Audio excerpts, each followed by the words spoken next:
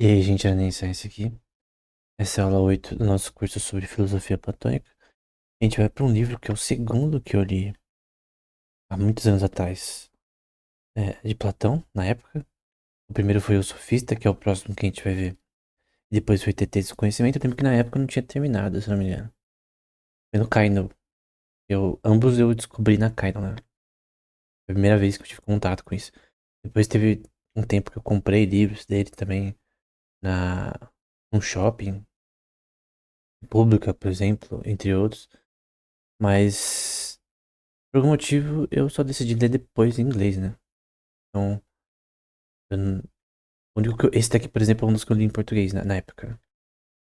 Porque muitos dos temas que eu vou falar sobre hoje aqui, eu não entendi na época. Tanto do sofista como esse, porque são termos que você tem que ter tanto conhecimento de grego, um pouco, e também saber de alguns contextos aí que, por sinal, a gente vê em teologia. Mais de Aquino, por exemplo. Então, o que é esse livro sobre, né? É sobre epistemologia. A gente vai ver por quê, o que significa epistemologia, e é um tema muito importante na filosofia e na teologia também, né? Então, então Sócrates vai dizer, então conhecimento e a sabedoria são a mesma coisa?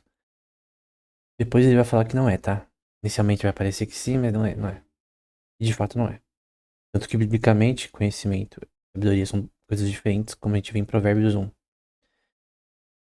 Você pode fazer essa pergunta, né? Conhecimento e sabedoria é a mesma coisa? Conhecimento tem a ver com coisas como, por exemplo, física, opa, matemática, etc. Ou a gente pode separar áreas diferentes como gastronomia e assim por diante. Sabedoria tem a ver com moral, ética. Com sabedoria é um pouco diferente. Tem a ver com moral, ética, etc. Por exemplo, o livro Crítica da Razão Pura de Kant é um exemplo de um livro que é associado à ética. Esse tema no geral, né? O problema é que do ponto de vista humano, quando a gente fala sobre sabedoria, que moral, ética, coisas do tipo, é especulação. E tem muitos limites em relação a isso. É diferente de matemática, que é uma ciência exata. E física, que você pode ter experimentos e tal, mas é meio que também exata. Embora a matemática pura seja o mais exata possível, né? Você não pode ter contradições e tal. Como na física, às vezes você tem opiniões divergentes em alguns temas. E isso é parte porque você tem que ter experimentos e tal. Como a interpretação de Copenhagen e a de Heidelberg. Não tem porque ninguém sabia qual estava certa. É, enfim. Então, moral e ética é algo diferente e meio que especulativo, embora o ser humano já consiga uma base em questões genético-comportamentais e relações com facilidade. Da forma que Deus criou, né? No original, a gente vê aqui que o Sócrates diz, né? Sócrates então vai dizer que epistemologia, conhecimento, e caia de né? Então, cai significa um pouco que cai. Uma coisa que tem muito em Marcos, né? Se você ler o livro de Marcos, toda hora tem cai, cara. Parece uma criança escrevendo. Nada contra o Marcos. É, é que é um texto mais simples. Por isso que é o mais fácil de você ler dos evangelhos, porque é um texto mais simples. Diferente de Hebreus ou Lucas, que é um pouco mais rebuscado, né? Toda hora tem cai em Marcos. Quase toda frase. Mas enfim, no começo principalmente. Então, conhecimento, episteme, de epistemologia e Sofia, né? E Dalton tem a ver com igual. Opa, sempre esqueço de colocar o alfa do jeito certo. Então, Dalton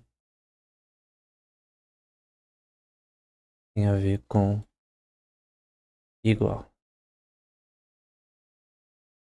Bem simples. E aí, ele vai dizer, o teteto, né? Dividimos todos os números em duas classes. Eles estão debatendo sobre conhecimento, agora o teteto tá falando mais ou menos sobre um tipo de conhecimento específico na matemática, né? Qualquer número que pode ser produzido pela multiplicação de dois números iguais, comparamos a um quadrado. Chamamos isso de número quadrado ou equilátero. Então, multiplicação, por exemplo, de 2 vezes 2, 4. São dois números que são iguais. Ou pode ser 4 vezes 4, é 16. 5 vezes 5, né? Você permitir tanto pares quanto ímpares, né? Enfim, assim sucessivamente, né? São números aqui chamados quadrados ou equiláteros. Ponto de vista geométrico também. Então pegamos os números intermediários, como 3 e 5. Então a gente tem 3 e 5. E qualquer número que não possa ser produzido pela multiplicação de dois iguais. Então, por exemplo, a gente viu aqui que esses números são produzidos por iguais. Então 4, 16, 25. Posso pôr aqui 3 vezes 3, que é 9. Opa, igual a 9. Porque vão ter números que não são produzidos dessa forma, que não são equiláteros, né? Ele vai dizer, mas apenas pela multiplicação de um número maior e menor.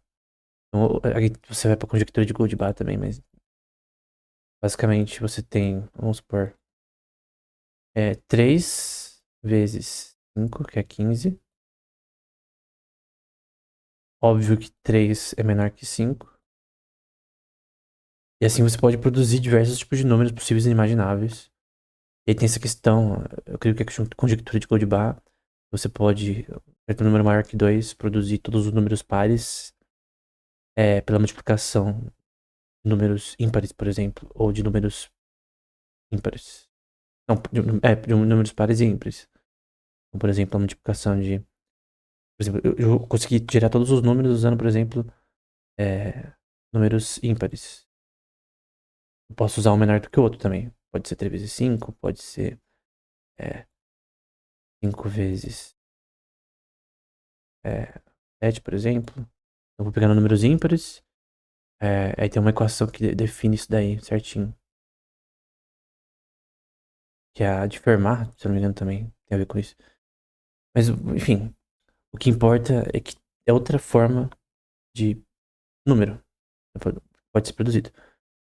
Um número desse tipo comparamos a uma figura oblonga e chamamos de número bilongo, né? Do ponto de vista estrutural, né? Você pode ver, por exemplo, 3 e 3. Opa, deixa eu trocar de cor. Colocar um amarelo. 3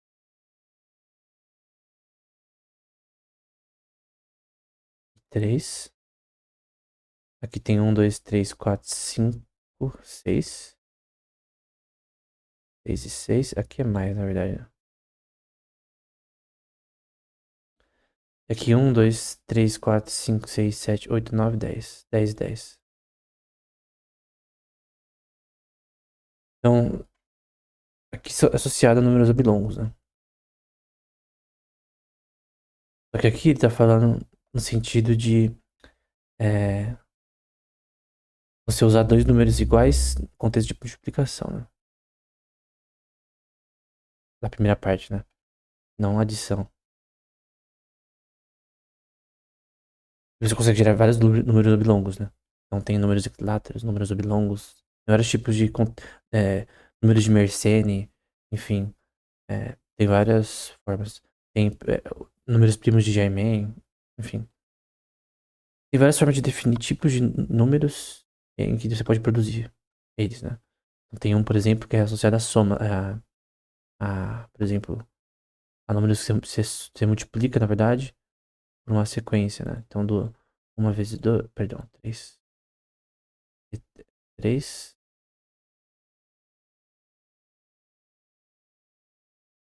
E aí você vai fazendo isso e vai gerando os números perfeitos, por exemplo, enfim. Tem várias, tem várias classes de números que podem ser formados de diversas formas, né? Isso é matemática pura. Tem como objeto matemática em si. Aí vai dizer, a princípio, agora sobre avanço no conhecimento, né? Aquilo tem a ver com classes de números, né? A princípio, alguns deles podem dar a impressão de serem ignorantes ou estúpidos, né? Mas com o passar do tempo, da nossa associação, todos aqueles a quem Deus, ou Theos, né, permite são vistos progredindo, né? Um progresso que, surpreendentemente, tanto para outras pessoas quanto para eles mesmos, né? Em relação ao progresso do conhecimento, né? Como as pessoas avançam conhecer algo em diversos temas, né? Uma coisa que tanto Aristóteles, Tomás de Aquino e o próprio Sócrates vai dizer é essa questão da potencialidade ou de capacidade de aprendizado, né? Todo ser humano tem a capacidade de aprender. Obviamente, ele tem que ser impelido, tem que ter os meios para conseguir fazer isso. Então, o seu ambiente vai afetar isso. Embora tenha questões também naturais, né? São da genético-comportamentais que todo mundo tem igual em relação à capacidade. Então, todo mundo tem conceptualmente a mesma capacidade de aprender, mas se põe diversas pessoas juntas no mesmo lugar, elas vão ter aptidões para diversas áreas diferentes.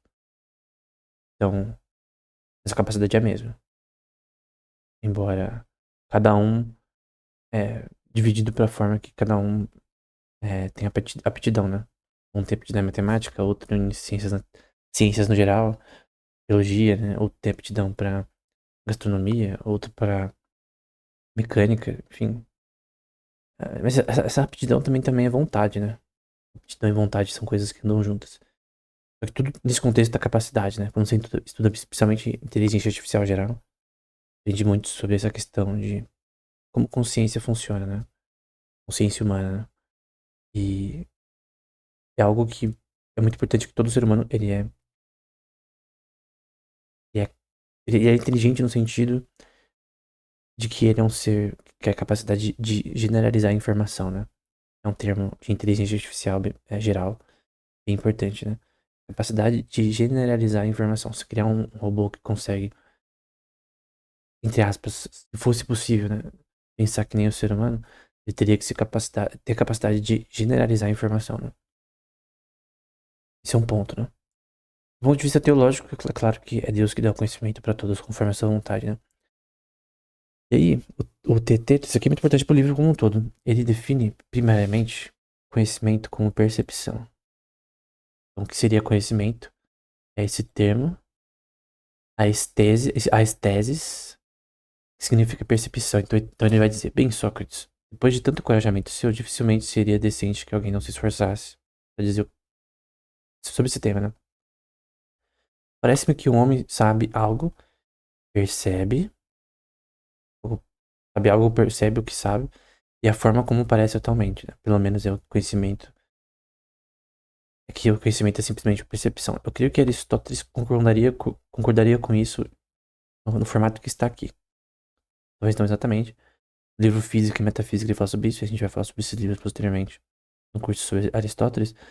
Mas o ponto é que tudo que nós aprendemos é pelos nossos sentidos, né? Então você vê, você ouve. Então, por exemplo, você vai numa palestra, você vai na escola, você vai na faculdade, você está vendo o que o professor escreve na lousa, você está ouvindo, está fazendo anotações, então você usa os seus sentidos, ao ponto que se você não consegue. Vamos supor que seu ouvido, seus olhos param de funcionar. Você não vai conseguir aprender, correto? Porque você não vai conseguir ouvir nem ver. Como que você vai ver seu professor falando na lousa? Como que você vai ler livros? Então, a graça de Deus, nós conseguimos ouvir e ver, conseguimos aprender. E outros que têm dificuldade nessa questão de percepção física, né? Vão ter problemas. Só que a questão é se tudo que nós podemos conhecer vem apenas pela percepção, né? Tudo vem apenas do nosso sentido. É claro que para eu aprender sobre matemática, sobre física, sobre gastronomia, eu vou ter que fazer as coisas na prática. Seja aprendendo com alguém, ou tentando por si mesmo, né? Mas é mais fácil aprender com alguém. E depois desenvolver sozinho. Só que a questão é que se tudo pode ser aprendido pela percepção, né? A gente vai ver que não. É só que você vai dizer, né? Vou trocar de cor. Mas veja bem, este não é o relato comum de conhecimento que você que apresentou. É o que Protágoras costumava sustentar, né? Ele disse exatamente a mesma coisa, só que de uma forma diferente. Ele disse, isso aqui é muito importante em Sócrates no geral. O homem é a medida de todas as coisas. Das coisas que são, elas são, e das coisas que não são, elas não são. Essa parte também é relevante, eu vou falar sobre ela posteriormente, e no Sofista e Parmênides vai ficar mais claro, né? O ser e não ser. Isso, por sinal, não é filosofia, é linguística, né? muitos dos temas que as pessoas dizem que é filosofia, na verdade é linguística na prática. Então, as coisas que a gente tá vendo, por exemplo, também são. E você pode pensar, será que ele tá certo? Que o homem é a medida de todas as coisas? Acho que essa frase está correta. A gente tem que olhar o que os outros falam e também pensar por nós mesmos, né? Realmente o homem é a medida de todas as coisas? No sentido geral, né? Tudo que a gente conhece é associado ao ser humano em si, ações humanas e coisas do tipo. Ele é a medida das coisas. Em certos aspectos, na verdade, alguém poderia dizer que sim, mas eu creio que do ponto de vista teológico, não. E na verdade, Deus criou o homem, ele deu conhecimento ao homem. E nesse sentido, obviamente, o homem percebe sobre si mesmo no mundo ao seu redor como a medida de todas as coisas. Embora quem é o construtor dessas medidas é o próprio Deus, né? Então, porque tá falando aqui das coisas que são, que elas são, da razão humana como um todo, né? É a razão humana que permeia o que a gente conhece, né? Então, é uma visão que talvez seja naturalista, não necessariamente, mas é aquela questão de você crer que tudo que conhecemos é o que nós percebemos, né? Então, não tem como conhecer algo se você não vê com seus olhos. Essa é a visão. E, na minha opinião, está errada e a de Sócrates também. Ele vai dizer, mas veja bem, este não é um relato comum de conhecimento que se... Ah, não, perdão. Não, tá certo, tá certo. É que aqui é só o termo em grego agora.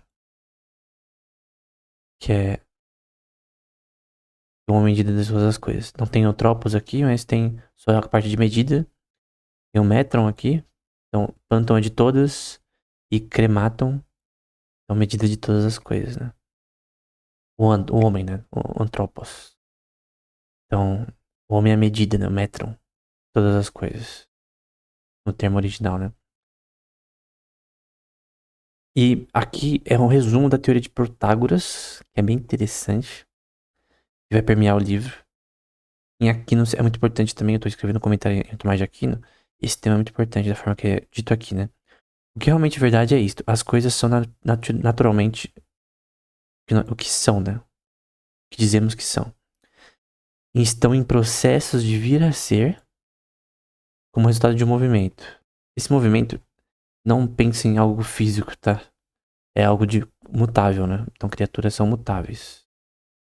Não esquece o ato de mover alguma coisa.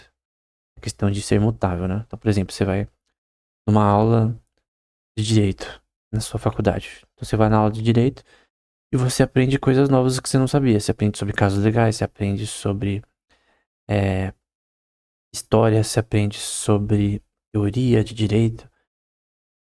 E você é um ser que, obviamente, você não sabe tudo. Você tá sempre aprendendo. A gente não sabe, nasce sabendo as coisas, né? A gente vai aprendendo. E no tema direito, a gente não nasce sabendo, a gente vai aprendendo. Embora tenha coisas que a gente tem meio que instinto de aprender, como andar, falar, enfim. Porém, a maioria das coisas de sentido são aprendidas através do esforço, do pensamento crítico. Então, você está assistindo uma aula de direito, você está absorvendo aquele conteúdo, você está mudando, você está aprendendo novas coisas. Está sendo armazenado no seu hipocampo, no seu cérebro, você está aprendendo coisas. Isso que significa movimento, né? Nesse contexto. Então, estamos errados quando dizemos que elas são, pois nada jamais é. Aí tem o termo aqui, Stimmengar Odepote Odem. Então, algo ser, né? E nada jamais é. Que é esse men aqui, gar, e o den de é. Então, nada é. Ele vem a ser. Esse seria o termo correto. Ele está divergindo de Protágoras aqui, dizendo que as coisas não são, mas elas vêm a ser. Aí pode falar, nossa, isso daqui é um papo de filósofo, nada a ver, né? Aqui tá como ae de ignetai, que é um termo que a gente vai ver posteriormente também. De vir a ser, né? Isso é, na verdade, muito simples. Quer dizer que algo que é imutável e algo que está vindo a ser ou está sendo, né? No ponto de vista gramático, no imperfeito. Em certos aspectos, incompleto, né? Então, eu pôr aqui imperfeito. É algo que tá, é uma ação incompleta. A gente tá falando de um ser incompleto, né? Um ser que está em constante mudança, aprendizado. Pode ser um aprendizado pode ser um retrocesso também. Então, um ser humano pode vir a ser pior do que era antes no conhecimento que ele adquiriu. Ele pode perder memórias, ele pode ter problemas que podem afetar o seu cérebro, pode ter diversas coisas que podem fazer ele vir a ser pior do que ele era em vários aspectos das áreas do conhecimento. Normalmente é sempre um crescimento ou uma estase no geral, não completa, mas que você está constantemente aprendendo coisas, mudando de opinião. Então, nesse sentido que seres humanos são mutáveis e por isso imperfeitos, porque cometem erros, e estando no estado de imperfeito gramaticalmente, eles vêm a ser, né? Aí você pode falar, nossa, eu não entendi nada que você falou, né? Pensa nisso, seres humanos são mutáveis, né? Toda criação, todos os animais, eles são mutáveis. Diferente de um ser divino que seria imutável. E seria descrito que apenas é, né? Então, o verbo ser, einai, nesse contexto, deve ser totalmente abolido, embora de fato tenhamos sido levados pelo hábito, pela ignorância, de usá-lo mais uma vez. Isso é errado, dizendo esses sábios, né? Nem algo deve permitir o uso de palavras como algo, que é sugikoren, algo em si, né? Então, tipo, sei lá, uma caixa de lápis, por exemplo. É algo, né? Ou você pode mudar pra alguém, de repente, mas enfim. Mas ele tá falando de tudo no geral, né? De algo, então é algo genitivo, né? Ou é dativo? Eu tô aqui, no grego, então de algo. Meu, emo, isto, tode, aquilo, pequeno, então algo, de algo, acho que é dativo, meu, isto, tode e aquilo, pequeno. Ou qualquer outro nome que faça as coisas pararem. Então, significa que todas as coisas estão em movimento, que elas estão em constante mudança. Então, por exemplo, você tem um campo de flores, por exemplo, ela ou uma floresta, ela está em constante estado de reconstrução, né? Você tem folhas caindo em certas estações, depois você tem no outono, por exemplo, depois você tem o inverno, depois você tem a primavera, o verão, em diversas partes do mundo. Então, por exemplo, a natureza tem constante mudança. É um termo linguístico. Esquece esse termo filosofia em si, por enquanto. É um termo linguístico. Então você quer descrever linguisticamente, gramaticalmente, uma ideia de que tudo tem aspecto de mudança. Nada é imutável na criação feita por Deus. Tudo é mutável. E obviamente somente Deus é imutável. Então devemos antes falar de acordo com a natureza e referirmos às coisas tornando-se, né? O termo novamente, que é o gnomena, gnomena, tornando-se. Então, ele tá dizendo que não pode falar que as coisas são. Elas deveriam ser ditas como tornando-se, sendo produzidas por alguém, né? Então, vamos supor que eu pego. Vamos supor. Através das estações do ano você tem, sem o ser humano fazer nada, que. Ou fazendo, né? Que nasçam, por exemplo, laranjeiras. E aí você tem a produção de suco, que vai ser descrita aqui, por exemplo, como poiômena. Você tem coisas sendo produzidas, ou passando, deixando de ser, né? Então você tem, por exemplo, árvores que morrem e viram parte da terra, enfim, ou elas não são mais como antes, frutíferas, por conta disso. Não tem mais as raízes. Então, são coisas que passaram, né? Apolúmena, ou mudando, né? Que estão em constante mudança.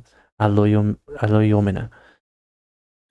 Então, são questões linguísticas de dizer como as coisas participam de mudanças constantemente. Sócrates chama isso de acidentes. Mas é algo óbvio, né? Você não precisa pensar muito sobre isso. É algo óbvio. Que as coisas elas mudam constantemente. Do ponto de vista biológico, do ponto de vista óbvio. Então, Você não pode dizer que as coisas são, porque isso tiraria a mutabilidade delas. Quando você diz que algo tá dizendo que elas são coisas imutáveis. Então o ser humano ele não é, ele, ele é um ser que constantemente está tornando-se, né? Ele está no imperfeito do ponto de vista gramatical, né? Mas se você falar de tal maneira que faz as coisas pararem, você será mais facilmente refutado, né? Se você diz que a criação ela não muda, né? Que ela é imutável, então você tem que afirmar também que ela é divina, né? Aí você cai numa contradição, que obviamente não é o caso. Então, é um fato linguístico, né? Não esquece filosofia primeiramente. Então Teodoro vai dizer, né, que é o cara que tá no diálogo. É o Teteto, o Sócrates e o Teodoro. Acho que sim, não sou eu, Sócrates, mas Calias, filho de Hipônico, guardião dos restos mortais de Protágoras. Como também, como aconteceu, logo me afastei da discussão abstrata da geometria, mas ficaria muito grato de poder resgatar o órfão, né, com relação a Protágoras, né, às suas ideias. Essa questão de discussão abstrata e geometria tem a ver com questões, por exemplo, geometria é algo que você faz com a sua mão, cara. Você, por exemplo, você quer saber a área de um círculo. Pegava o compasso, lápis, né? E você fazia, calculava a área do círculo. Se você ver o livro Elementos de Euclides, você vai ver, por exemplo, a prova do Teorema de Pitágoras, você tem lá triângulo equilátero. O triângulo, aí você tem a descrição matemática dos quadrados ao redor do triângulo, e assim. Tem mais um também, mas eu não lembro como. Eu desenhei um triângulo muito pequeno, né? Mas enfim, você tem os quadrados ao redor do triângulo. E aí você tem o teorema de Pitágoras, ok? Que é A ao quadrado. Opa, gosto de desenhar. Mais B ao quadrado. É igual a C ao quadrado, que C ao quadrado é o quadrado maior dessa figura, né? Então, isso aqui é algo que é abstrato. Somente a questão algébrica. Mas você pode, na geometria, desenhar com sua mão e você vê com seus olhos. Que é algo que ele é geométrico e abstrato ao mesmo tempo, né? Mas tem uma diferença entre matemática abstrata e geometria. Bom, isso aqui tem a ver com teoria das formas, tá? Então, isso aqui tem a ver com teoria das formas, que são ideias que obviamente não existem, mas estão na nossa mente. E que a gente consegue comunicar com a linguagem. Não tem muitos travamentos. Não, na verdade tem. Travamente em Sócrates, né? Frases que é difícil de você entender. Você tem que pensar bastante pra falar sobre, né? E aqui não tem mais, né? Mas ele vai dizer: bem, então aqui está o argumento mais alarmante de todos. É possível para um homem que sabe alguma coisa não saber essa coisa que ele sabe. Você pode falar: nossa, isso aqui tá esquisito, né? Como alguém pode não saber algo que ele sabe, né? Mas faz sentido, por exemplo. Eu vou colocar dois tipos de alunos numa escola, por exemplo. Um aluno A e eu vou desenhar aqui o aluno B.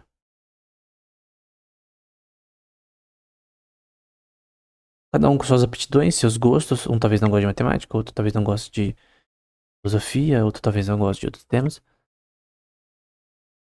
Só que seria estranho alguém que não gosta de matemática e não gostar de filosofia, porque todos os filósofos eram matemáticos, né? Enfim. Mas o grande ponto aqui é que numa aula, por exemplo, o conhecimento dos alunos é diferente no tema. Depende da vontade. Tem aluno que talvez nem queira estar ali, isso tá ali porque o pai pagou pra ele estar ali na faculdade. Outro tá trabalhando pra pagar a faculdade e tal. Então, obviamente, ele vai se esforçar mais porque ele quer aquilo de verdade. Por diversas razões, né? Razão vai fazer diferença. Mas o grande ponto é que, vamos supor que esse aluno aqui, ele conhece o tema extremamente bem ao ponto de entender. Então, tem a diferença entre conhecer algo. Então, você conhece o teorema de Pitágoras, por exemplo, e entender. as aplicações e implicações do Teorema de Pitágoras e aplicar na vida real. Não só em questão de geometria, mas questão de questões e aplicações na área de algoritmos e na área de engenharia, que tem aplicações sim. Então, tem uma diferença de você conhecer o teorema, inventado pelos babilônicos, na verdade. Depois, também, ou redescoberto, né, pelos egípcios, mas parece que foi inicialmente com os babilônicos e depois redescoberto por Pitágoras, né? Mas não foi ele que inventou. Isso é certeza, tá? Tem artigos que mostram isso categoricamente com peças de argila que mostram que eles já manjavam. Já. Então, o grande ponto é que tem uma diferença de conhecer e entender. Tem níveis de entendimento, né? Então, tem pessoas que às vezes elas manjam muito de um tema, só que se você pegar essa mesma pessoa 10 anos depois, esse próprio tema, de filosofia platônica, a pessoa lê os livros anos atrás, ela foi reler de novo, depois que ela já sabia mais sobre o tema e outros aspectos, ela entende mais. Quando você entende mais de um assunto, você conhece ele mais. Você consegue raciocinar, você consegue ir além. E tem nos sofistas daqui fica muito claro. O sofista é aquela pessoa que conhece, mas não entende. E ensina mesmo não entendendo. Ensina o tema sem entender. E cobra por isso. Chamado de sofista. Ele é um cara que pratica mimética de informação, né?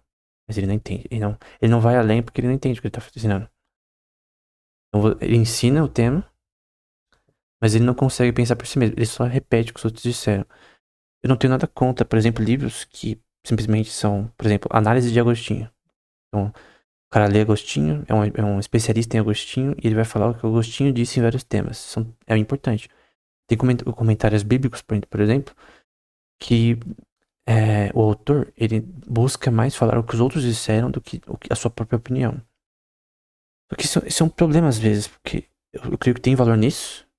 Esse é um tipo de literatura. Você repete o que os outros disseram. Tem outro tipo de literatura é que você vai além do que os outros disseram. Você tem opinião própria. Você argumenta contra, você fala que tal ideia tá errada. E isso quer entender. Que você não consegue ir além de alguém ou ensinar algo de fato sem entender. Sem raciocinar e entender de fato o que aquilo é de fato. Então tem vezes que você pode conhecer um tema, biologia, por exemplo. Então, você tirou as melhores notas na faculdade e tal. E aí, por algum motivo, a pessoa que tirou as melhores notas não conseguiu emprego na área. Biomedicina, por exemplo. E a pessoa que não ia tão bem nas notas, mas conseguiu emprego na área, por várias razões. Conseguiu aplicar as coisas que ele aprendeu de uma forma mais prática em empresas. Quem que entendeu? Talvez a pessoa até conheça bem, teoricamente, mas em questões de aplicação e teóricas, em que você tem que entender o assunto, né? Então, conhecer é diferente. Então, você realmente tentar descobrir qual é o nosso significado quando nos sustentamos, primeiro ponto. Que todas as coisas, elas são mutáveis, né? Estão em movimento. E para cada pessoa e cada cidade, as coisas são o que parecem ser pra elas, né? Parece esquisito, mas não é. Tipo, pelas coisas que você vê, você sabe que elas são. Então você é, vê, por exemplo, o sol, então você sabe que ele existe, obviamente. E aí vai essa ideia, naturalismo, né? Eu só posso acreditar em algo que eu vejo com meus olhos, que eu toco com minhas mãos. E a gente vê Tomé, por exemplo, na Bíblia, que Jesus aparece pra ele ressuscitado, né? Mas ele não acreditava que ele estava ressuscitado antes de ver com seus próprios olhos, né? Aí Cristo diz, né? Bem-aventurado quem não viu e criou, né? Então, o naturalista, ele precisa ver pra quê? Pra ele, seria uma vergonha ele acreditar em algo que ele não pode ver com seus olhos. Seja do que os outros diriam, normalmente, ou que implicaria pra tal pessoa, porque é, a existência de Deus também é uma questão moral. E aí você tem que mudar o seu comportamento. Isso é uma coisa que o ser humano por si mesmo não quer fazer. Com base nisso, vai questionar se conhecimento e percepção a mesma coisa ou coisas diferentes. Ele vai dizer algo que é interessante, né? Obviamente, Sócrates é um pagão, tá? Falando isso. Ele acreditava nos deuses gregos e tal, mas enfim. Mas não é possível, Teodoro, que o mal seja destruído, pois sempre deve haver algo oposto ao bem. Eu discordo disso. No fim, o mal vai ser destruído, embora no inferno seja algo eterno. Não tem uma destruição de fato, é um sofrimento. Nem é possível que tenha sua sede no céu. Mas no que é divino, né? Mas inevitavelmente deve assombrar a vida humana e rondar a terra. É por isso que o homem deve se apressar a escapar da terra para o céu. Veja que é um pagão dizendo isso, tá? E você pode checar a página e tudo. Eu tô citando por página que é mais fácil citar. Porque se eu for ficar citando de forma correta, por exemplo, 126b, se eu ficar citando dessa forma, ela demora mais pra sair. Porque eu tento fazer isso aqui o mais rápido possível. Porque é muita coisa ainda pra terminar, mas enfim. Pode checar a página, ele diz isso mesmo. Escapar significa tornar-se o mais possível como Deus. Ele tá dizendo que o objetivo do ser humano deveria ser mais igual ao que é divino. E o homem se torna semelhante a Deus quando se torna justo e piedoso. Semelhante não é igual. Por exemplo, Gênesis 1, 26 e 27 fala que o ser humano foi feito à imagem e semelhança de Deus. E semelhança é bem diferente de igual, obviamente. Deus é infinito, não tem nada a ver. O ser humano ele é infinitamente abaixo de Deus. Infinitamente. Um verme comparado, né? Mas o grande ponto é que uma pessoa se torna justa e piedosa somente com o entendimento das coisas divinas do fim. Embora ele chegue nessa conclusão, ele era um pagão, né? Então ele acreditava somente num ser chamado Daimon, mas ele acredita na cabeça dele, tipo, seria o ser principal de todas as coisas, mas ele não cria no nosso Deus bíblico, obviamente. Então, ele vai dizer que na nossa questão no momento, é se o próprio indivíduo é o melhor juiz para si mesmo. É o imperativo categórico de Kant, né? Então, imperativo categórico. O que é o imperativo categórico de Kant, né? Cada um deve decidir o que é melhor para si mesmo, né? Então, isso implica que a verdade é relativa. Embora Kant talvez diria que tem alguns absolutos, no geral isso gera que a verdade é relativa. Eu discordo disso em gênero, número e grau. O que o Sócrates teria que crer nisso também, porque todo mundo que crê em Deus, ele tem que crer que só existe um ser perfeito e ele que deve decidir o que é justo e o que é correto pro ser humano, né? E não o ser humano pra si mesmo. O ser humano, quando ele tenta por si mesmo saber o que é correto e justo, ele sempre vai errar. Fazer mal a si mesmo. E pros outros, pro seu próximo, né? Do que vai parecer e ser pra ele no futuro, né? Então, é uma questão se o ser humano ele pode por si mesmo chegar ao conhecimento, né? E até a teoria, que infelizmente foi aplicada de forma errônea por Dionísio o Areopagita, teólogo bem posterior, que é meio que neoplatônico. Ele vai aplicar isso pra teologia e vai virar um negócio horrível, cara. Não, filosofia é inútil pra teologia. Do ponto de vista linguístico, eu creio que ela é extremamente útil. Então, cara, Crátilos, você tem que ler. Você estuda grego koiné, você é obrigado a ler Crátilos. Obrigado a ler Odisseia, obrigado a ler essas coisas, porque você vai aprender bastante sobre a língua grega. A gente vai fazer entender termos no Novo Testamento de forma melhor, né? E na Septuaginta. Mas o grande ponto aqui é que tem essa teoria, que ele vai dizer, né? Mas eu quase me esquecia, Teodoro, de que há outros pensadores que anunciam a visão oposta, que dizem que o universo é imóvel, e outras declarações semelhantes que ouvimos de um Melisso ou de Parmênides contra o grupo dos Heraclitianos. Esses filósofos insistem que todas as coisas são um, e que o um permanece imóvel, dentro de si mesmo, sem ter para onde se mover. Só que a forma que tu fala um gera algo que, sei lá, tudo é Deus, enfim, é um negócio nada a ver. Aqui vira uma coisa absurda e caótica, nada a ver. E lógica até. Então vai ser dito aqui, né? Pense agora, é mais correto dizer que os olhos são aquilo com que vemos ou aquilo através do qual vemos? Então, isso daqui também é uma questão linguística. A maioria das coisas aqui são questões linguísticas, né? Que são discutidas. Se você tem a ver com percepção e consciência, né? Se nós ouvimos com Kairó, os ouvidos, ou através Redi dos ouvidos, ou com os olhos, nós com os olhos ou através dos olhos. E óbvio que quando a gente fala sobre consciência, a gente sabe que a percepção tem a ver com uma interpretação individual do ser humano, da sua experiência consciente, né?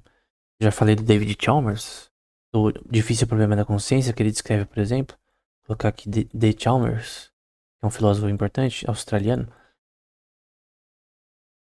em que ele descreve essa questão do problema difícil da consciência, que o problema fácil de resolver é a neurociência, e o difícil é a experiência do ser humano, né? Questão fenomenológica, né?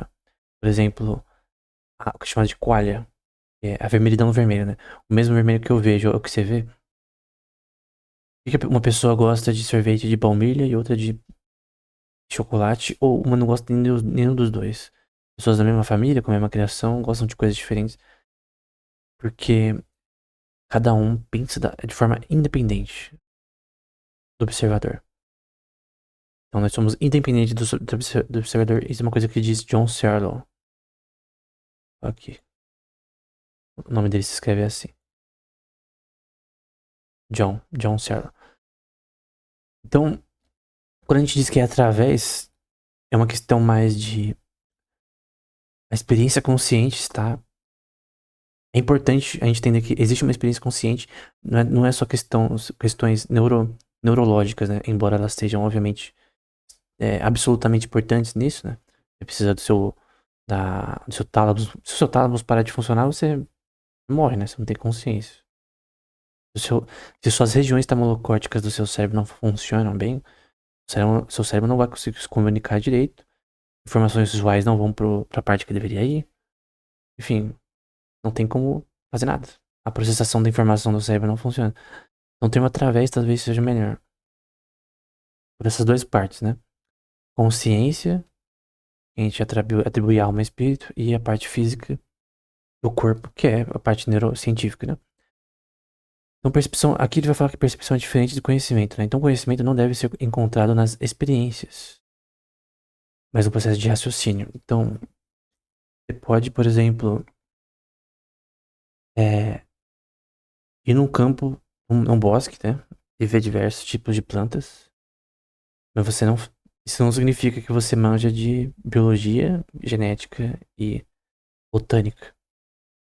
Então, você raciocinar sobre botânica até do ponto de vista genético, é, biológico, é extremamente difícil, cara. Se você for estudar fotossíntese na escola, é fácil pra caramba, cara. A luz chega, é na clorofila da planta, ela absorve energia, tudo simples.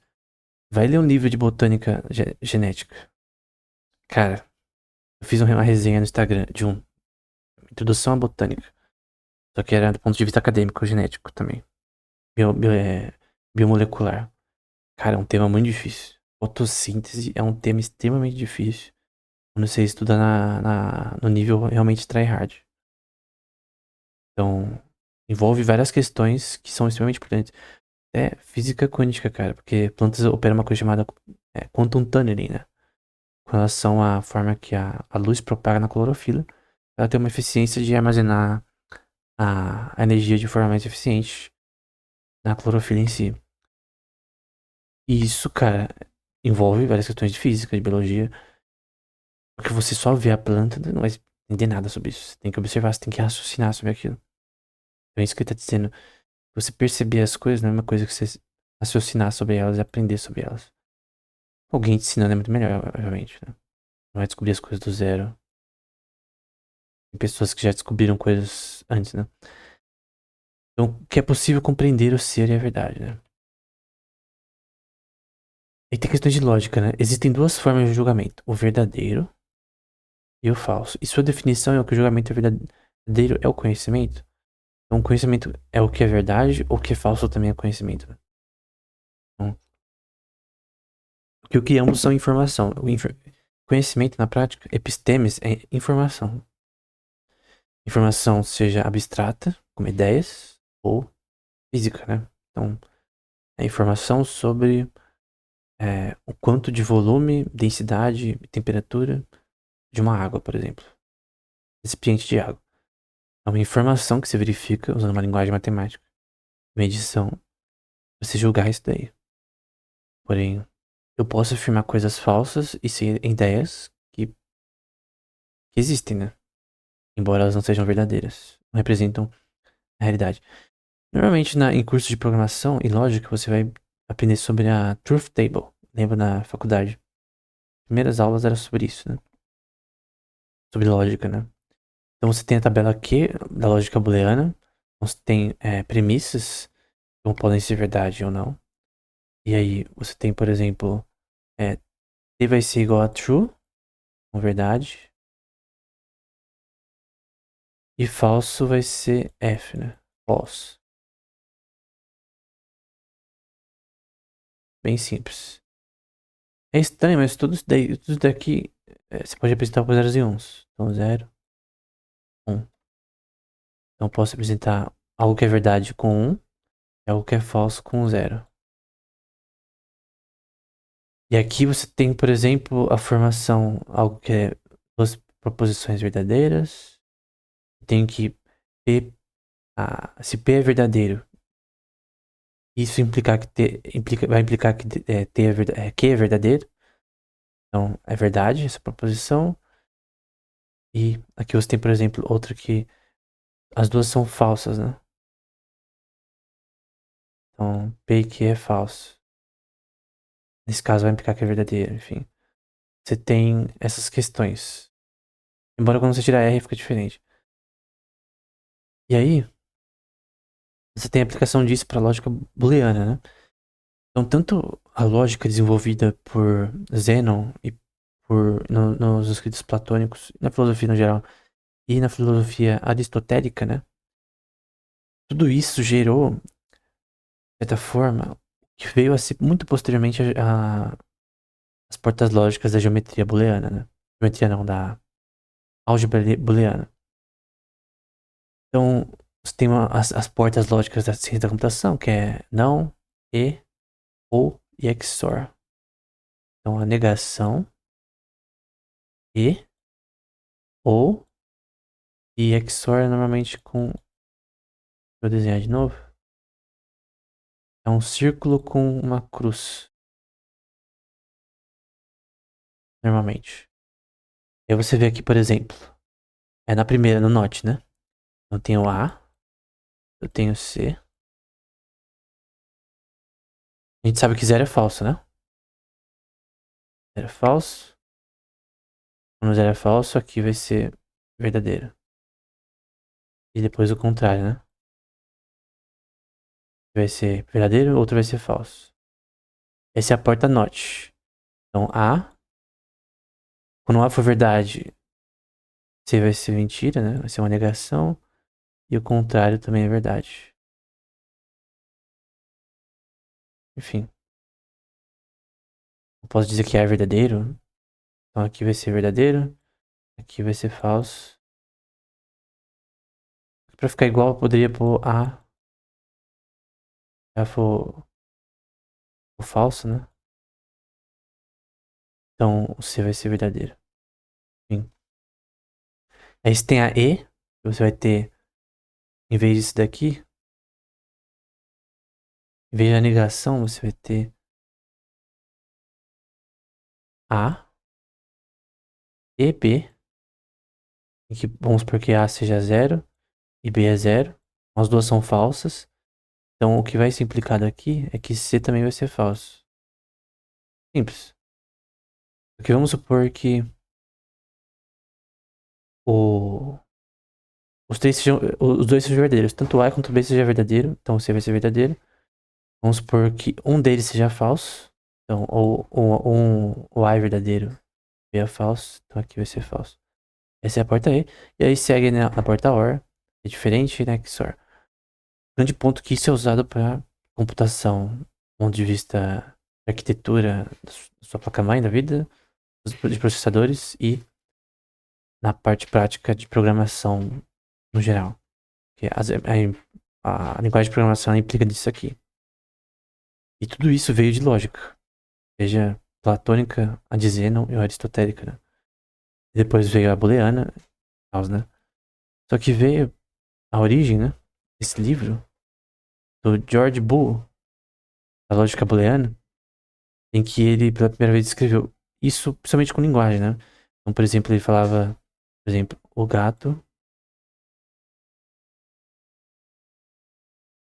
não, é uma negação, né? Vamos supor que ele não existe.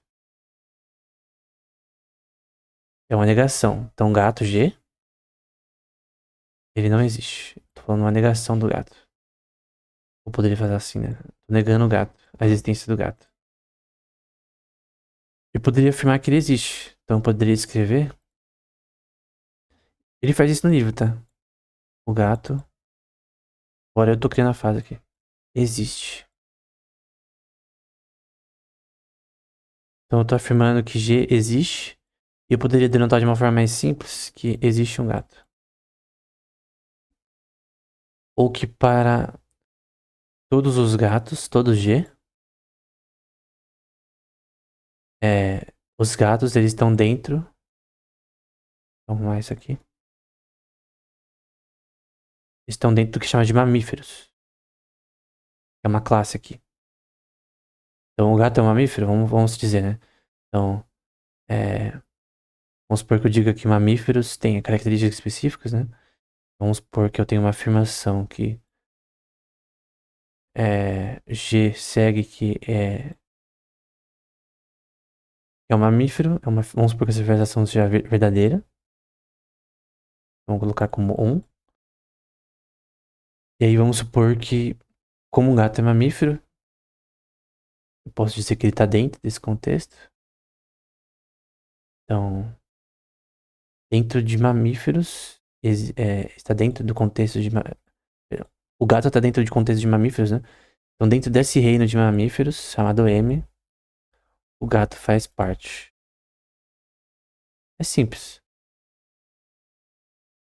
E aí você vai generalizando isso aqui, vai construindo a lógica por trás disso. Aí foi criada a questão de if, else, then. Então você tem o if,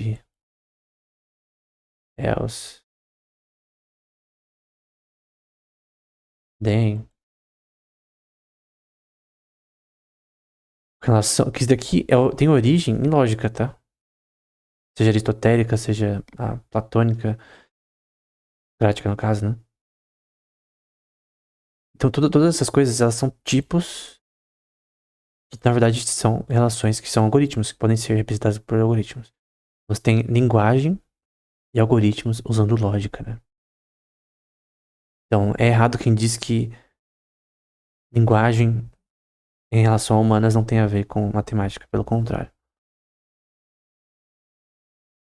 Linguagem é matemática. A matemática é uma linguagem, na verdade. Ok, né? Agora vai para outro tema aqui. Mas um homem certamente não pensa que as coisas que ele sabe são coisas que ele não sabe. Ou ainda que coisas que ele não sabe são coisas que ele sabe. Ou seja, tem vezes que a pessoa ela acha que sabe alguma coisa, mas não sabe. Ela, de repente, ela acha que sabe sobre um tema, mas não sabe como ela deveria. A outra pessoa vem e ensina. Então, de repente, um aluno, por exemplo, estudar ciência da computação. Ele vai aprender sobre a placa-mãe. Perdão, sobre memória RAM, mais fácil. Então, tem memória RAM. Quando o seu computador liga, ela tem seções da memória que vão ser ativas nos processos do Windows, por exemplo, do Linux. Só que ele não sabia disso. Ele comprou memória RAM, ele usou memória RAM, ele usou para jogos, mas ele não sabia como funcionava na prática. Então, ele explicou para outras pessoas como funcionava, mas quando ele viu os pormenores, ele viu que ele sabia, tinha muito mais para saber sobre o tema. Eu lembro que na minha escola, era uma escola técnica, tinha informática, né? Você podia escolher biologia, administração e informática. Eu escolhi informática porque eu não gostava de biologia na época e nem de administração. E O que acontece é que muitas pessoas viram que eles não sabiam tanto quanto eles pensavam, né? No começo todo mundo falou, isso daí eu já sei, isso daí eu já sei. Ah, aquilo eu também já sabia. Aí depois quando o professor foi indo além, né? Aí a gente viu que, ó, o negócio de programação, não sabia isso, enfim. Eu ia aprendendo. Então, essa questão de que não é porque você acha que sabe uma coisa que você sabe. E não é porque você acha que sua percepção é perfeita que você vai conseguir saber sobre tudo que você pensa, sabe, né? Tem pessoas que não acreditam em Deus, mas o seu fato que você não acredita não muda o fato que ele existe e que a opinião de uma pessoa não muda fatos lógicos. Sobre temas, de repente você sabe, vamos supor que você acha que sabe sobre um tema específico. Ou pegar um tema mais esdrúxulo, né? Como jogos, por exemplo. E você começa a aprender mais sobre aquele jogo, você pensou que você sabia sobre aquilo, mas você vê que tem muito mais pra aprender. É isso que ele tá tentando dizer. E só que era bom nisso, em mostrar que alguns argumentos de certas pessoas estão errados. Então, um argumento que é falso, ele é o argumento de alguém que conhece algo, mas não entende algo. É algo simples. Nesse caso de coisas, você sabe que quando você pensa, primeiro, que elas são outras coisas que você percebe, né? E de segundo, que elas são coisas que você não sabe, mas está percebendo, né? Ou seja, é o que eu disse. Você pode conhecer um tema, mas não necessariamente entender. Talvez alguém conheça sobre física, mas não entende física. E normalmente quando você vai ensinar o tema, você tem que entender. É uma coisa importante. Normalmente você passa anos estudando um tema pra depois se ensinar, porque primeiro você tem que entender. Pra entender, demora anos às vezes. Eu, por exemplo, eu tenho muito que aprender sobre computação quântica, né? Um tema que eu aprendo há bastante tempo, inteligência artificial também.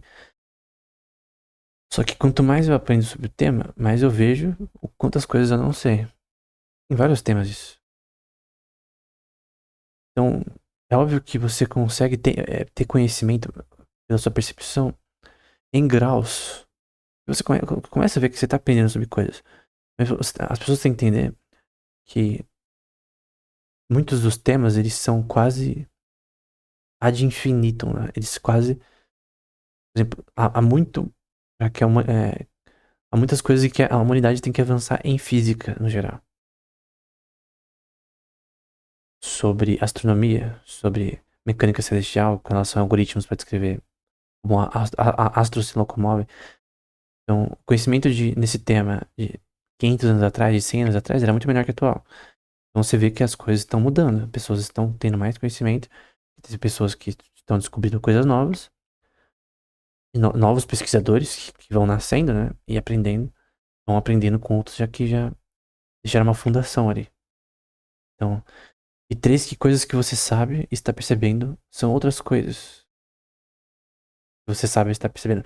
Parece um travamento, né? Parece esquisito esse sentido. Mas quando você entende de fato o que ele está tentando dizer, é algo muito simples. E a percepção humana é limitada. Esse é o primeiro ponto. A percepção humana é limitada. Ponto. E que essa limitação nos impede de sermos exaustivos em todos os temas que a gente conhece, né? Então o ser humano ele não sabe perfeitamente sobre física atualmente. Sobre neurociência, né? Tem vários problemas. Tem que ser resolvido na neurociência. O principal problema atual é o problema da consciência, por exemplo. O difícil problema da consciência de David Chalmers é um problema que não tem solução. Não tem solução no momento. Tem muitos problemas em várias áreas da ciência que não tem solução por causa da ignorância humana. Então, obviamente, o ser humano sabe muito sobre medicina, mas há muito para saber sobre medicina, especialmente sobre etiologia, né? Por exemplo, porque uma pessoa tem câncer. Em diversos aspectos, tem vezes que você consegue, por exemplo, o médico, ele tenta, por exemplo, sobre o câncer, ele tenta resolver o problema. Então, qual que é o trabalho do médico? Resolver o problema. A pessoa tem a doença, ele resolve de forma clínica. O trabalho do biomédico, da pessoa que estuda a teoria, assim, os médicos também estudam, mas que estuda a teoria biomolecular e coisa do tipo, questões farmacokinéticas e tal, ele tenta entender a etiologia, por que aquela doença aconteceu naquela pessoa. E esse é o principal problema da medicina atual, porque às vezes é difícil, você simplesmente não sabe como. Ah, são questões genéticas, às vezes não é. Às vezes uma sequência genética numa pessoa que ela tem a mesma mutação genética, não, o gene é inativo. E outra pessoa, ele é ativa em certo momento da vida. Por que uma pessoa ativa e outra não? Porque uma pessoa tem uma certa sequência e outra não. O que causa essa mudança de sequência? É randômico? Provavelmente não. Nada no mundo é randômico, na prática. Então, como a gente acha esse padrão? São coisas que têm que ser resolvidas na medicina. Então, essa ignorância é parte importante da epistemologia. Então, podemos resumir assim: para que no caso de coisas que não conhecemos e nunca percebemos, ou seja, que a gente não sabe, que a gente é ignorante sobre, né? Não há possibilidade de erro ou fácil julgamento. É claro, né? Se você não sabe sobre o tema, você vai falar qualquer merda e vai ficar por isso mesmo, né? Então as pessoas podem, por anos, falar um monte de merda e achar que tá certo, né? As pessoas, por exemplo, acreditavam no passado em éter, que foi uma teoria que Einstein tirou com a relatividade, né, especial, que dizia que era isso que movia os astros, né? Descartes acreditava também, René Descartes acreditava que ele tinha uma teoria dos vórtices, né? Haviam vórtices com algum tipo de, sei lá, substância que fazia a Terra se mover, o Sol se mover e tal. E foi desprovada por Newton, né? Newton mostrou a gravidade e mostrou que não tinha nada de vórtice, que nem o Descartes falava, né? E os descartianos na época, né? Ficaram bravos com Newton, né? Porque você tá falando que esse negócio de gravidade, sendo que Descartes foi diferente, né? Mas o Newton provou que a gravidade é o que faz é, a Terra se mover, né? Caso o Sol movendo os astros ao seu redor. E questões também de não só no sistema solar localmente, mas também no próprio sistema solar como não, na própria galáxia como um todo, você tem questões gravitacionais que são importantes para a mobilidade do sistema solar. Então você tem questões macroscópicas em relação à gravidade, não só o sistema solar como um sistema isolado gravitacionalmente, né? Por exemplo, galáxias, elas têm questões gravitacionais entre si, seja de distanciamento ou colisão, ou para colisão, né? Elas se estão prestes a se fundir, né? Tem colisões também. Então, o grande ponto é que em vários temas na ciência, tem coisas que, cara, foram provadas que foram erradas. Normal. Então você pode. Não há nem erro nem falso, não tá nem certo nem errado, porque você nem sabe o que você tá falando sobre. Ele tá dizendo que a percepção ela engana às vezes o ser humano. De que algo é verdade, mas não é. Uma ilusão, né? Então por isso que o naturalismo ele é falho por prática. O naturalismo crê que tudo que a gente pode saber, a gente tem que perceber, né? Tem que ver com os nossos olhos, sentir. Cara, você pode interpretar coisas erradas, de forma errada. Você tem os dados corretos, mas você interpreta os dados de forma errada. E eu creio que Darwin interpretou os dados de forma errada, em relação à sua teoria que estava correta. De questões, ponto de vista filogenético, né? Mas a implicação de ele dizer que se eles foram causados em mudanças evolutivas, né, estava errado. E eu, obviamente, sendo criacionista, creio que em Gênesis, né, Deus criou os céus e a terra, o céu e a terra, né, o universo e a terra, é, em 6 dias, de 24 horas, como a Bíblia diz. Que eu creio que, obviamente, Deus é infinitamente mais inteligente que nós, ele sabe. Que de fato aconteceu. E eu acredito pela fé na Bíblia. Só que eu não acredito pela minha percepção. Eu acredito pela fé que Deus fez isso. Agora, o naturalista, ele vai falar que isso não é verdade, porque ele não viu isso. Ele vai acreditar no que ele vê. Mas o que ele vê não necessariamente vai dizer a verdade. Ele pode julgar as coisas incorretamente. Ser uma ilusão, né? Então esse é um ponto importante, né? É nos casos em que ambos conhecemos as coisas que percebemos que o julgamento é errático e varia entre verdade e falsidade. Então, porém, não é certo que tudo é falso que o ser humano pode vir a dizer. Tem coisas que são verdades absolutas. Por exemplo, se eu disser que x é igual a y, y vai ser igual a x no geral. É uma questão de igualdade. Isso é algo que é óbvio. Tem coisas que não tem como você dizer a forma contrária. São coisas absolutas. São ideias absolutas. Só que tem esse ponto que, embora sejam ideias absolutas, na verdade, se você cria um relativismo, você cria um problema, na verdade. Enfim. Mas a diferença entre conhecer e entender, né? Bem, eles dizem, é claro, que é ter conhecimento, epistemes mo é uma coisa.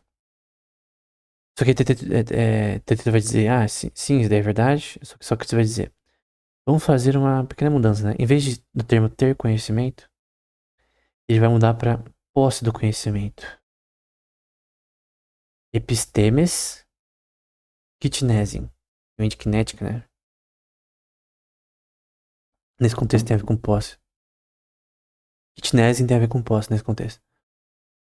Que é ter posse de algo, né? Você ter posse de conhecimento.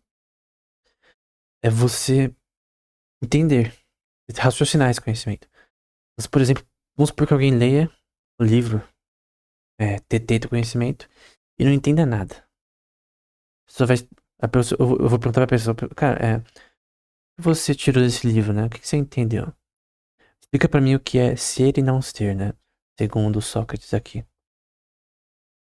Aí vamos supor que a pessoa tem que te falar e eu começo falando, então, mas o que você tá falando não tem nada a ver, cara. Você leu o livro mesmo? Aí ela fala, não, eu li. Mas lê de novo, cara. Eu acho que você tem que ver direitinho o que ele disse. E ele vai tentando. Ele pode até saber, por exemplo, a teoria das formas, ele pode entender mais ou menos o que foi dito, mas entender a posse disso do ponto de vista de raciocinar isso é diferente. Então, esse é um ponto importante. E é a questão do avanço no conhecimento no geral. Então você gostaria que adotássemos essa linha? Suponhamos que digamos que não nos importamos nem um pouco com os nomes, né? Que as pessoas usem os termos saber e aprender à vontade, né? Então, isso aqui tem a ver, o entender, aprender, né? Seria a definição para posse. Você aprende de fato algo e entende. Gradualmente você vai aprendendo com o tempo e tal. Por exemplo, inteligência artificial, cara. No primeiro curso que eu fiz, antes do curso, não sabia nada, que era do Deep Learning AI. Ok, Deep Learning Coursera. Tinha os cursos do. Ainda tem, né? Fiz a maioria na época. Até antes de fazer esse curso, eu não sabia nada. Aí quando eu fiz os cursos que. Ou entre o NG que dá e tal, entre outros professores, aí eu comecei a aprender. Que era. Foi o ponto inicial aí. Eu tentei aprender anteriormente lendo livros, mas eu não conseguia entender. Computação quântica também. Só aprendi depois de fazer cursos. Nunca que lendo livro e artigo sozinho eu ia aprender. Então, é muito importante às vezes você ter professor, porque senão você não vai conseguir. Então, você precisa. Para aprender é diferente de você saber, conhecer, simplesmente replicar o que os outros disseram. É muito fácil, por exemplo, você ler os livros de Platão e falar, ah, Platão disse isso, tal linha. Agora, a diferença é você saber, aprender o que ele falou e até conseguir refutar o que ele falou com propriedade, né? Então, 3 linhas aqui é meu, tá? Conhecimento é informação, 4 linhas na verdade. Conhecimento é imperfeito do ser humano. Então, ele pode falar falsidades com frequência por ignorância. A percepção humana, e por isso o conhecimento é limitado. E o conhecimento humano é abstrato em certos aspectos. Então você pode ter conhecimentos relacionados a ideias, coisas do tipo. Essa é a minha visão em relação a os pontos principais em relação à epistemologia, né? Então, por que eu não consigo saber em que empresa investir, simplesmente sem estudar as empresas antes? Porque meu conhecimento é imperfeito sobre o futuro. Então, tem que ter o máximo de informação imperfeita possível para tentar ao menos conseguir investir de uma forma correta numa empresa. É assim, o conhecimento humano ele é imperfeito. Por isso que a economia é um sistema de agentes imperfeitos agindo nela, né? Por design, por sinal. Então tem aqui epistemologia em direito, né? Que é uma ideia, né? Uma forma. Então, eu tentei dizer, assim Sócrates foi exatamente o que eu ouvi um homem dizer. Eu tinha esquecido, agora me lembro. Ele disse que o verdadeiro julgamento com a explicação e o conhecimento, né? Então, meta, logo, a letra é verdade. Logo normalmente é palavra, mas nesse contexto é assunto. É, logos pode ser interpretado de várias formas, né? Então, o verdadeiro julgamento com explicação. Doxa, né? Nesse contexto é isso. Não é glória como na Bíblia normalmente é glória. Episteme enai, em que episteme é conhecimento, né? E enai é ser. Então, o verdadeiro julgamento com relação ao conhecimento. É uma questão de direito, né? E o verdadeiro julgamento sem explicação está fora do conhecimento. Então, por exemplo, vamos supor que alguém é acusado de um crime, porque eles dão um exemplo com um caso legal ali, o TT, se eu não me engano. E aí, vamos supor que alguém praticou uma fraude. Como que você pode julgar quem tá errado na questão? É o que é chamado de, por Cícero, né? De substância, né? No caso. Uma substância, no caso, é a soma dos acontecimentos que você pode provar que ocorreram para você interpretar essa substância. Então, o cara fez fraude porque ele enganou a vítima, dizendo que era uma coisa, era outra, e aí pegou dinheiro injustamente, enganou a vítima. Então houve engano, houve uma intenção de engano. Aí você vai vendo, através da substância, o que aconteceu, interpretando do ponto de vista moral, né? Mas é uma ideia, né? O direito é uma ideia, é uma forma. Ele disse que as coisas para as quais não há explicação não são cognoscíveis, né? Enquanto aquelas que têm explicação são cognoscíveis, né? Então, se uma substância de um caso legal, ela for não cognoscível, né? Ela não ter base, nem lógica, como a acusação de Sócrates fizeram contra Sócrates, né? Que Meletos fez contra Sócrates na apologia, elas não são cognoscíveis, elas não têm nem pé nem cabeça. Agora, as que têm explicação, que têm substância, você pode tentar interpretar e entender. Então, tem substâncias que são, do ponto de vista legal, né? Que são cognoscíveis e as que não são cognoscíveis, né? São duas diferentes. A gente vai para a próxima parte aqui, que é basicamente um argumento, uma argumentação que Sócrates vai fazer em relação às sílabas e o conceito de conhecimento. Uma coisa que você pode ver, por exemplo, em Claude Shannon. Eu vou pôr aqui em azul. Shannon. Teoria da informação de Shannon é que informação ela pode ser comunicada entre A e B, por exemplo, na internet. E essa informação, por exemplo, ela pode vir em texto, ela pode vir em diversas formas, normalmente em zeros e uns, obviamente. Então, vou mandar uma sequência de zeros e uns de A até B, de Alice e Bob, né? Só que aqui a gente tá falando sobre informação também, que até, por exemplo, a linguagem binária é primariamente uma linguagem. Assim como a matemática é uma linguagem, e assim como o uso de palavras também, obviamente, é uma linguagem. E que ele tá dizendo, certamente me parece que sim, que qualquer forma, suponha que ele perguntasse, a forma, né? Ele das formas de Sócrates. Suponha que ele perguntasse sobre a primeira sílaba de Sócrates, que é SO, né? O sigma e o ômicron, né? No diga-me, Teteto, o que é SO? O que você responderia disso, né? Ele vai falar, como alguém pode dar as letras, dar as letras de uma letra? Sigma é apenas uma das letras, sem voz, Sócrates, por um mero som da língua. Beta, por sua vez, não tem voz nem som. E isso é verdade para a maioria das letras, consoantes, por exemplo. Portanto, a afirmação de que elas são inexplicáveis é perfeitamente válida. Porque quando você tem, por exemplo, só consoantes, vamos supor que eu tenho o nome Sócrates. Sócrates.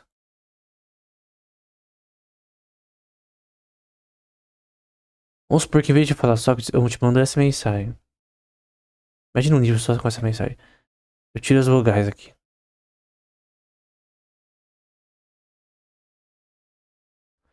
É claro que você sabe, porque está ali em cima, que isso daqui só falta as vogais.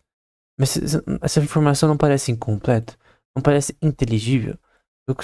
Por exemplo, construir um texto, um livro, que só tem consoantes, embora. É as mesmas palavras, só que eu tiro. Vamos supor que eu escrevo com as palavras e crio um algoritmo para tirar as vogais. Eu consigo ler? Não. A informação ela está perturbada, ela não está. Ela não está na linguagem normal do ser humano.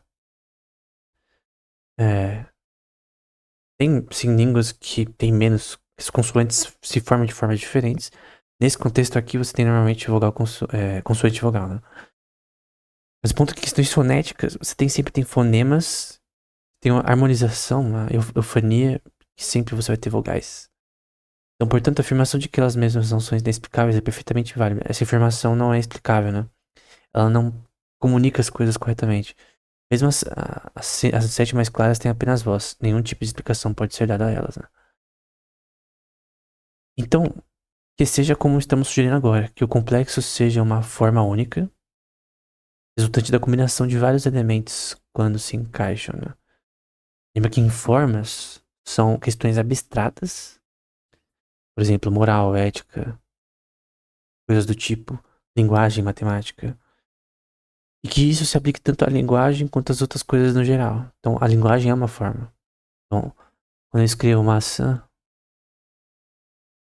isso representa algo físico, mas essa palavra eu posso separar como má, as sílabas como maçã, duas sílabas.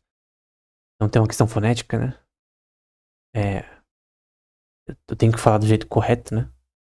Não posso falar maçã, porque na língua portuguesa você fala maçã. E você não precisa saber a parte da, escrita, né? Pra você falar maçã. Eu não já vem com a linguagem pronta aí. Mas o ponto é que, e uma coisa importante, no cérebro, você tem um problema chamado afásia, né? Que altera questões na área de Wernicke e Broca no seu cérebro, e pode fazer você ter problemas de ler maçã.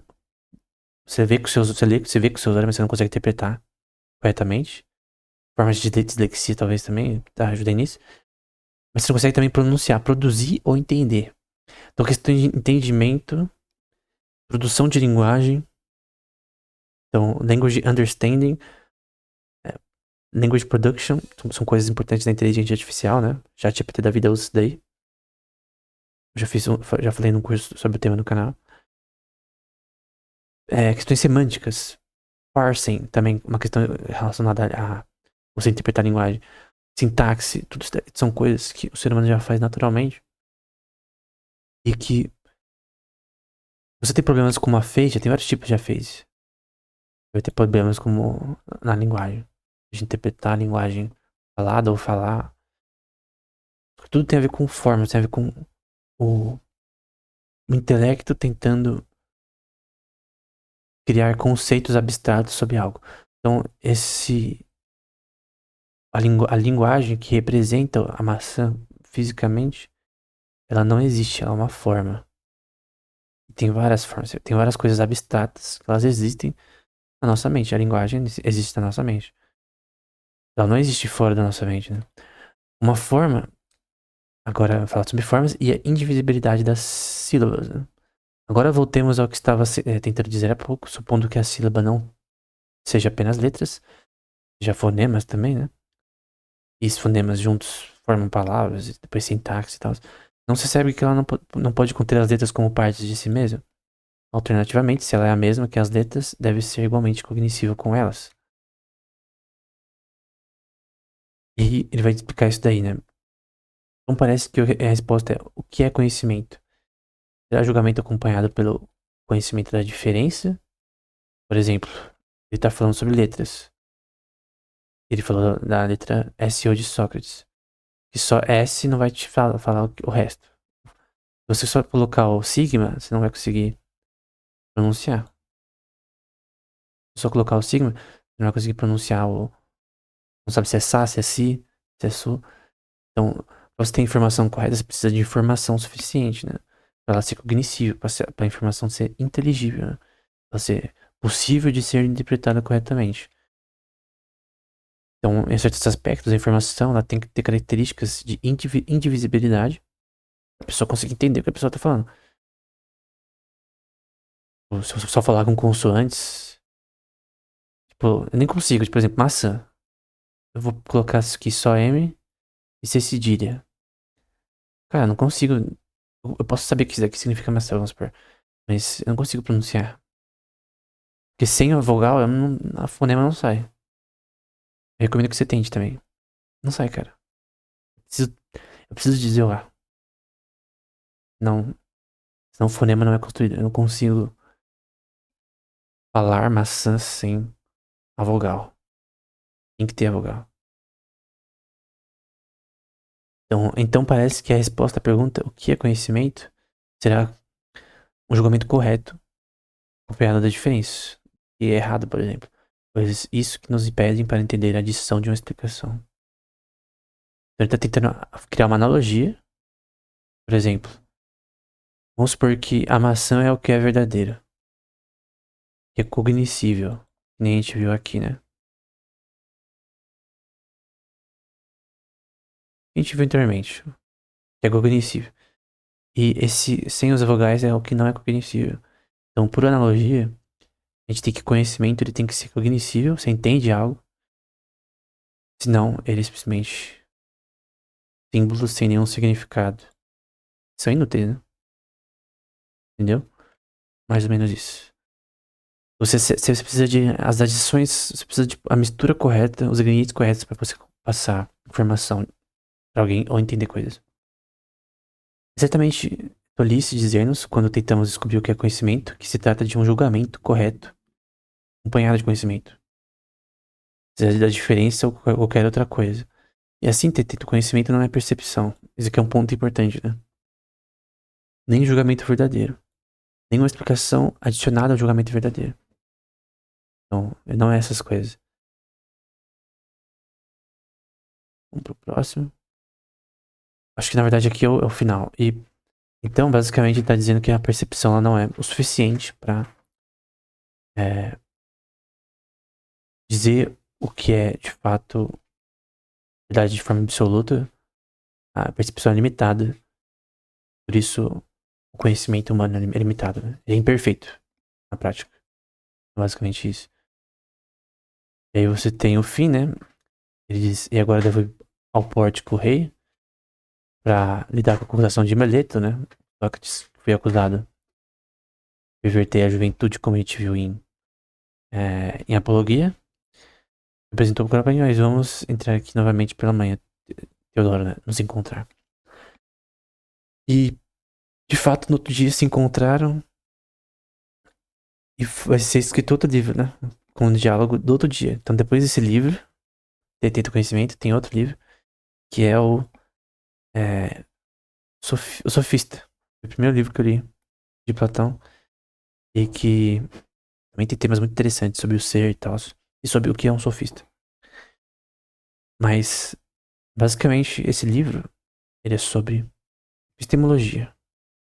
O que é, de fato, conhecimento? Você tem essa divisão de conhecimento em várias áreas, coisas do tipo. A gente vai ver mais sobre mais isso posteriormente.